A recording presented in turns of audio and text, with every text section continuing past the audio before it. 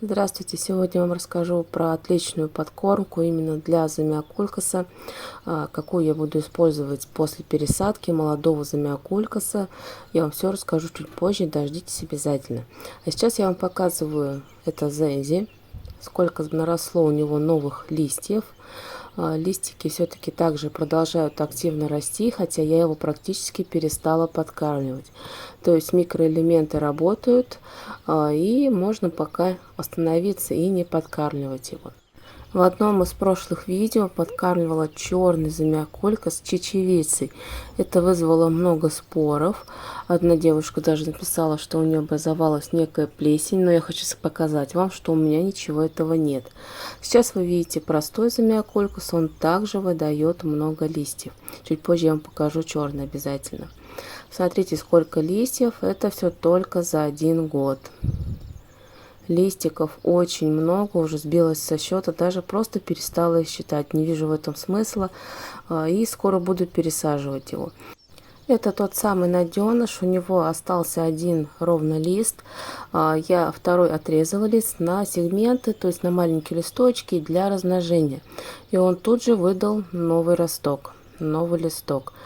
Это говорит о том, что подкормки работают, и даже старый замиокулькас, он выдает новые листья.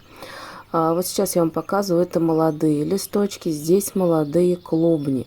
Молодые клубни очень охотно выдают новые листья, но вот с пожилым цветком все намного сложнее. А сейчас я вам показываю тот самый черный замиокулькас, который я подкармливала с красной чечевицей. Вот смотрите, вот даже эти крупинки до сих пор они еще есть.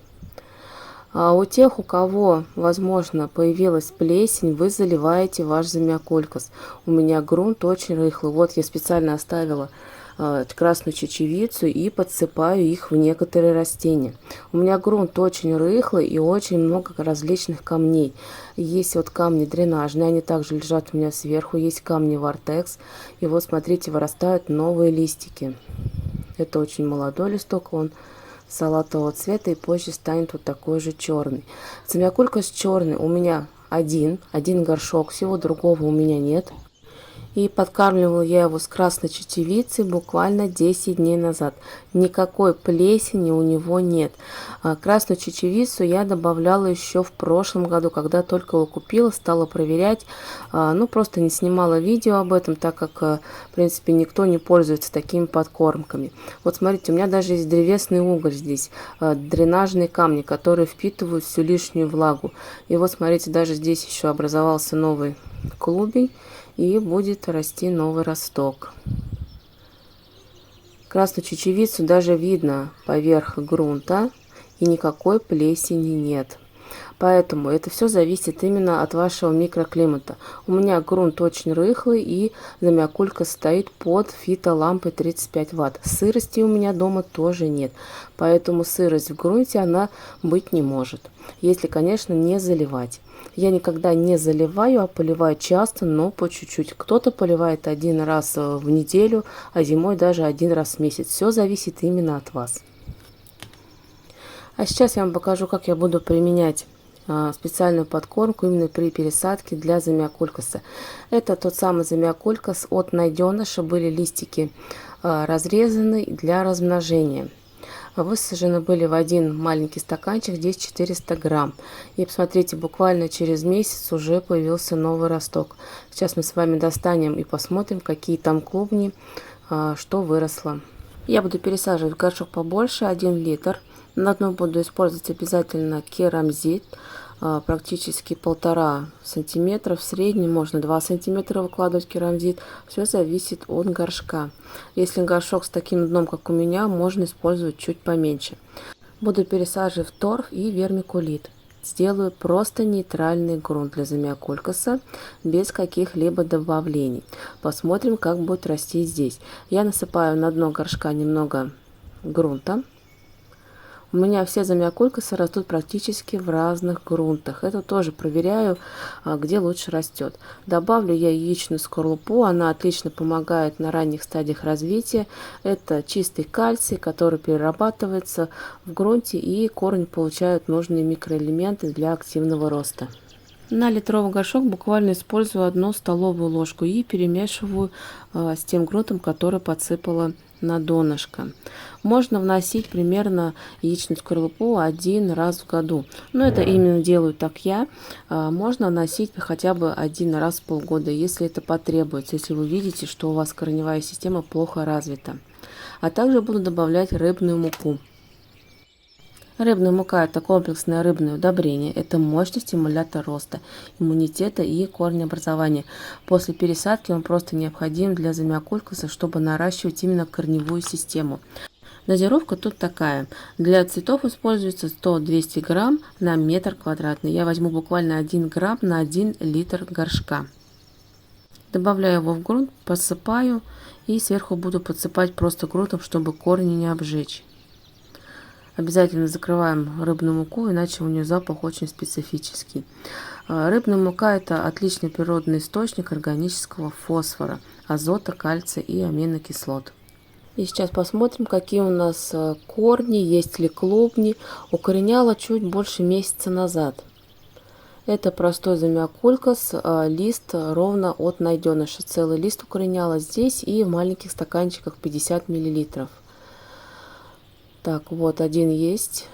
Клубень очень хороший, даже есть росток, но что-то здесь не очень с корневой. Есть еще один хороший клубень.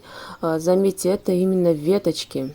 Верхушка веточки дает очень хороший клубень. А вот листочки дают средний результат. Сейчас я вам покажу.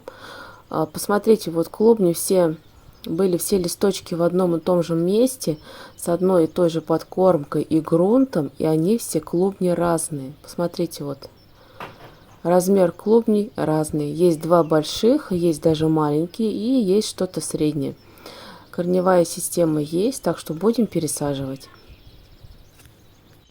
После того, как подсыпала яичную скорлупу и рыбную муку, обязательно нужно полить водой. Вода у меня всегда отстойная, комнатной температуры. Также рыбную муку можно подсыпать сверху, присыпать грунтом и также поливать просто водой. Пересажу всего 3 клубня. Для горшка это будет достаточно. Где-то через месяц-полтора уже можно будет подкармливать для наращивания листовой массы, чтобы вырастали новые листья. А сегодня я подкормлю именно для корневой системы и буду это делать в течение месяца. У меня есть настой с чечевицей, той самой красной чечевицей, которую вы видели у меня в прошлых видео. Я подкармливаю несколько раз уже. Подкармливаю не все замиокулькасы, если вы видите, одновременно, а постепенно. В прошлый раз я подкармливала именно черный замиокулькас. Это было 8 либо 9 дней назад. Так, доливаем до литра воду. Для более взрослого растения нужно 2 столовые ложки на 1 литр воды. Заливаете кипятком и настаиваете. Я сделала так, что у меня здесь сейчас 1 столовая ложка, так как растение молодое. И я залила немножко и просто довела до литра. И этим раствором будем поливать. Далее я добавляю сюда же корневин для того, чтобы лучше прижились корни после пересадки. Корневин очень важен именно после пересадки. Корневином я буду поливать 1-2 раза и далее буду поливать с монокалием фосфат. Обязательно перемешиваем корневин. Вот, смотрите, у меня есть даже зеленая чечевица, которую я также применяю для своих комнатных растений. Имейте в виду, что такие подкормки нужны не всем растениям. Все зависит именно от ваших растений, вашего грунта и микроклимата. Если, например, подсыпать такую целую чечевицу, то да, она даже может прорасти. Поэтому такие эксперименты у меня уже были. Я проводила эксперименты и с пеларгонией, результата пока нет, поэтому видео не выходит. А также была подкормка для антуриума, результата нет, поэтому видео тоже не выходит. Я вам не могу показать, как оно влияет именно на эти цветы. Если что-то изменится, я вам обязательно покажу. Но для замиокулькаса очень хорошо помогает. Это как раз чечевица, у меня есть и зеленые, и красные, применяю их именно для замиокулькаса. Поливаю я немного, так как у меня на донышке уже было полито. Мы поливали после того, как добавили яичную скорлупу и рыбную муку. Вот поливаю данным раствором. Проживется, все обязательно приживется, и плесени у меня никакой не было и не будет. Все зависит именно от грунта, от кислотности. Если вам интересно, что будет далее с таким замиокулькасом, подписывайтесь на канал и смотрите в следующих видео. Буду как-то про него упоминать, либо кто-то пишите в комментариях, буду говорить, как он себя чувствует, что с ним происходит. Так, давайте повторим, что сегодня я добавила. Для пересадки я использовала рыбную муку, яичную скорлупу, торф у меня с вермикулитом, это грунт, а также у меня был дренаж, это камни керамзит, и я подсыпала корневин в настой с чечевицей. Чечевица у меня была красная. Можно также использовать зеленую чечевицу, у кого она есть. А на сегодня это все. Заходите на мой канал, смотрите другие видео про подкормки, выбирайте ту подкормку, которая нужна именно вашему цветку. Всегда говорю, ориентируйтесь именно на ваш цветок, что ему нужно в данный момент. Всем спасибо и до свидания.